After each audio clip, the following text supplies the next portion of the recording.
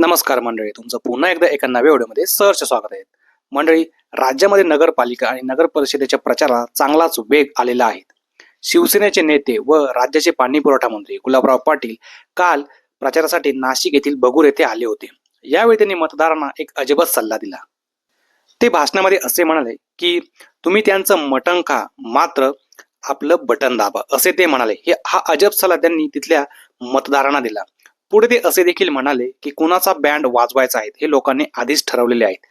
ते आपल्यामध्ये भांडणे लावतील, हिंदू मुसलमान करतील, मात्र शिवसेना जात-पात मानत नाहीत, असं देखील वक्तव्य त्यांनी सभेमध्ये केलं.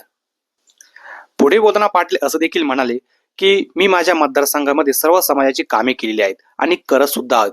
ते असे पण म्हणाले की एकनाथ शिंदे म्हणजे पहाटे 4 वाजेपर्यंत सरकारची कामे करणारा नेता, असं देखील ते म्हणाले.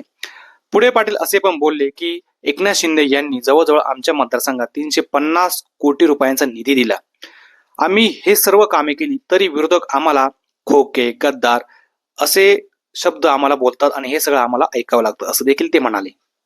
तर सभेच्या वेळी असे अनेक महत्त्वाचे मुद्दे गुलाबराव पाटील यांनी बगूर येथे मांडले आणि आगामी निवडणुकीमध्ये जे कोण उमेदवार असतील त्यांना प्रचंड बहुमताने विजय करा, असं देखील त्यांनी शेवट सांगितलं. तर तुम्हाला हा व्हिडिओ जर आवडला असेल तर व्हिडिओला जास्तीत जास्त शेअर करा, व्हिडिओला लाईक करा आणि चॅनलला सबस्क्राईब पण नक्की करा मित्रांनो. पुन्हा एकदा धन्यवाद.